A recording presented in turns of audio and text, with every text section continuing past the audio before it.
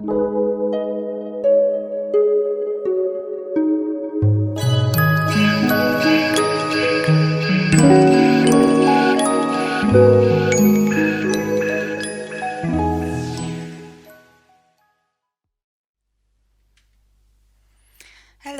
how are you doing? Yesterday it snowed a lot in Geneva, and the outside is so beautiful with all the white touch on the roofs and the trees and the streets. So I'm having really good weekends. Anyway, thank you so much for enjoying my review videos. I have three so far, and then I was happily surprised that I got so many views, a lot more than usual. So I take it as a signal that you like it. Thank you so much. And because the review videos were popular, I decided to review maybe two more games. I'm not sure exactly when I'll have the video up, but I try to do them in a week or so. So today I'm not going to see the games, but I would like to share the Korean professional players' reaction to this AlphaGo's 60 wins. You know, all the Go players are talking about it, and then they all have favorite moves and the opinions and all. But I thought you might be interested in learning what Korean professional players are thinking about AlphaGo, especially the very top players. And just to let you know that I got all the pictures in this presentation and also the quotes are from mostly Cyber Oro, the Korean Go server, which is my major source of Go news from Korea, and some other quotes in some other news articles. But in general, these are all from news. And then in the end of the presentation, I'll add just a little bit about what I think about AlphaGo. So, should we start?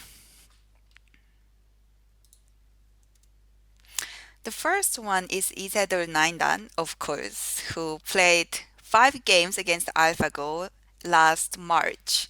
So he had this long interview with one news media company, and then the news spread to other Go websites. So eventually I saw the interview article on CyberOro. According to Cyber Oro, Isedol Naindan was offered to play AlphaGo on the internet because those online Go servers where AlphaGo played knew that it was AlphaGo.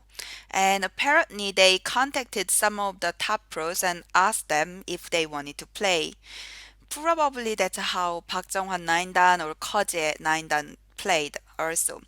But Isedol Naindan said no because he usually doesn't play online. As far as I know, he doesn't even have any account on any of the Go servers and he just doesn't enjoy playing online, although he does watch other pros games like from the online sources. So, apparently in the interview, Isedol Naindan said that AlphaGo seems just a lot more stronger than when he played, and AlphaGo didn't seem to make any mistake, or at least any like visible mistakes in these fast games. And he believes that if AlphaGo and human players all play fast games, then AlphaGo could do even 600 wins, not only 60 wins. So he believes that if humans to have any chance of winning, then the human challenger will need to have more thinking time than AlphaGo. Something like AlphaGo will have 30 seconds per move, and human players will have like 3 hours, for example. So that's what Isadol Naindan said. The next one is Park Junghwan Naindan. If you're not familiar with Park Junghwan, he is currently the number one in Korea. He has been number one for a few years now. And he played 5 games against AlphaGo, and you can probably guess what the result is. So people asked him what he thought about AlphaGo, And he said that AlphaGo seems to be at least one stone stronger than himself. When they say one stone, that means he will need to take black and not give any komi to white. He could be a little bit modest because I know that he one game lost by only a half point. But we never know because AlphaGo plays safe moves when it's ahead. So next one is Kim Ji-seok 9단. He is also one of the very top Korean pros, has a few like world championship titles. And apparently he said that AlphaGo's strength is beyond his ability to access, that he can't really tell how strong AlphaGo is. Apparently he played just one game against AlphaGo. And also in the beginning of my presentation, I had a picture of Korean pros studying here. And over here, this is Kim Ji-seok 9단 studying AlphaGo games with other Korean pros. And you can see that this game was one of the AlphaGo games that I reviewed. I believe it was against Kaji. So that was Kim Ji-seok 9단. And let's go to the Korean Baduk Association's national training team. So the national training team is only for the top players plus like young and promising pros and some of the top inseis or 연구생s who are very close to professional level. Basically, this is kind of training system that KBA made in order to support these professional players in improving their skills so that they would compete better against Chinese players. So the national training team is basically the most the group of the strongest Korean pros. And according to Cyber Oro, lately all KBA's national training team does is to study AlphaGo games. Over here on the lower left corner, you can see that they made the um, AlphaGo's game book. They copied and made a spring roll. And then this is Lee Chang-ho 9단. Most of you should recognize him, like studying AlphaGo games with other like young pros. And this is the book that they are studying. So the Korean pros, they are very serious about studying AlphaGo moves and they believe that there is so much they can learn from it. And these were general comments from Korean pros. They say AlphaGo's moves are so creative and AlphaGo seems to like shoulder hits, 3 3 points, and high two space enclosure, usually from the 4 3 points. And AlphaGo's moves are always looking at the whole board, not just the local areas. And it seems to play like really safe when it's ahead. And sometimes these safe moves are like clearly not the best moves. For example, when there are like 7 points plays end game and 4 points end game, AlphaGo may choose 4 points end game is when it's ahead and when it can still win by choosing that side. But that's something computers do, I guess. And then AlphaGo seems to like prefer exchanging the sente moves, the forcing moves very early on to make everything like decided. And then this is like I think the most interesting one, which I also felt when I reviewed AlphaGo games. They would say, especially the ones who played AlphaGo, they say they couldn't tell when and how they got behind. So basically, they were playing and then they thought they were doing well, but they were behind, like without like really knowing why. So I guess that really tells AlphaGo's strength. And then another interesting thing was that professional players would say that AlphaGo seems to be extremely good at like limiting the opponent's potential from the very beginning.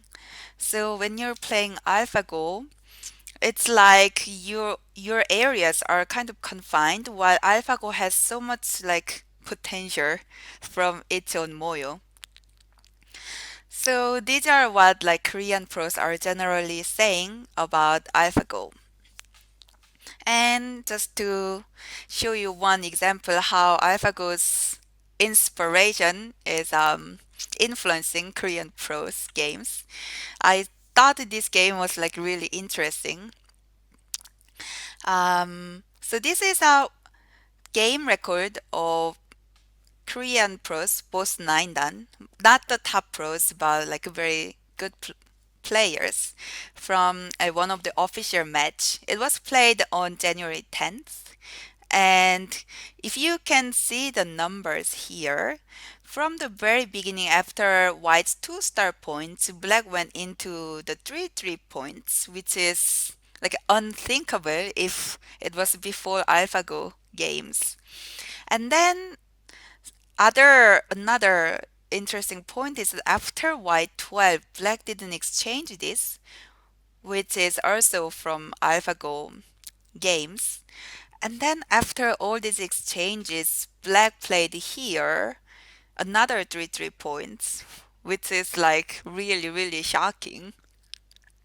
And then after that, again, Black didn't exchange the Hane connection, but just went here directly. So in this game, White won by 2.5 points. So Black's attempts to do the AlphaGo style didn't succeed. But the fact that professional players are playing in this kind of style is like really, really interesting. And then I'm pretty sure that we'll be seeing a lot more of these like trials and attempts to do something new. So this is about like Korean pros reacting to AlphaGo's online games. Basically everyone like studying and like trying to learn from it. And then I would like to add a few points what I think about AlphaGo as a former Korean professional player. So what do I think about AlphaGo? The first one I think will be very obvious in the short term is that we will see a lot more new opening styles, mostly inspired by AlphaGo's moves. And in opening, the difference is very easy to see, and then we can like immediately tell that this is AlphaGo style, like shoulder hits and two space jump, two space enclosures, and 3-3 points. So I think we'll see a lot more of those in the short term. And in the long term, I believe the professional players will become somewhat stronger, probably like on average or the top pros. And that is not because just looking at AlphaGo's moves make you stronger. Actually, I think it's even possible that seeing AlphaGo's moves and copying without any other change can make you even weaker.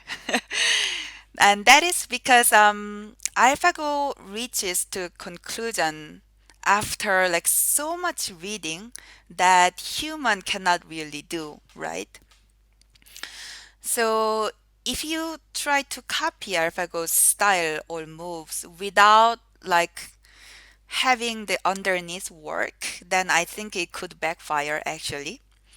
But I still think it will help professional players to get stronger because knowing that there is a higher level, knowing that there is so much room to growth for them, professional players will be like really motivating, and then it will kind of push them to study harder, and then like they wouldn't be satisfied with their own moves or own abilities. So I think that will really help them become stronger. And in the longer term, I think the future professional players will be a lot stronger because with all the AlphaGo's moves, it seems that we will have much better understanding of Go, of the opening and of the strategy. And of many things, right? So the young players who are starting after AlphaGo will just have so much better understanding. And then with that, they will have more efficient studies and they will be just a lot more motivated. So eventually, I think they will grow to become stronger pros. And then to conclude, I believe AlphaGo will bring about three big questions. The first one is that it's not only about AlphaGo, but still, the first one is, can AlphaGo or any AI ever reach a level where it just can't become better anymore? Let's say that it's an optimum level. Is it even possible to know if AlphaGo reach an optimum level? So I think that will be very interesting to see in the future.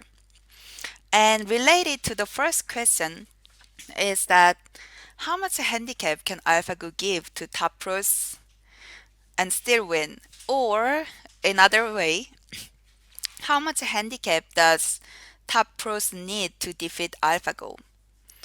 There are like crazy guesses. There was this one PhD in like one of the Korean top universities said that AlphaGo is 6 stones stronger than professional players.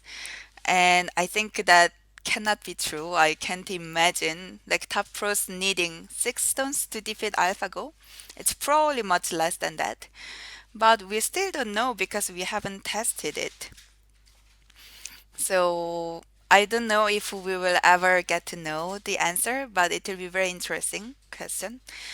And another smaller interesting question would be the Komi. Is 6.5 the optimum Komi or 7.5 or even more or less? I heard when I was working on the AlphaGo event last March, DeepMind said that AlphaGo seemed to prefer white when it's 7.5 Komi. But now that AlphaGo is stronger, we don't know if AlphaGo still has the same opinion or like if that means 6.5 is the best. We don't know that yet, but maybe AlphaGo can answer that question sometime. So that is the Korean pros reaction to AlphaGo with my opinion. And soon I'll come back with 2 other reviews. And thank you so much for enjoying my videos. So this is all for today, and thank you for watching. Bye bye.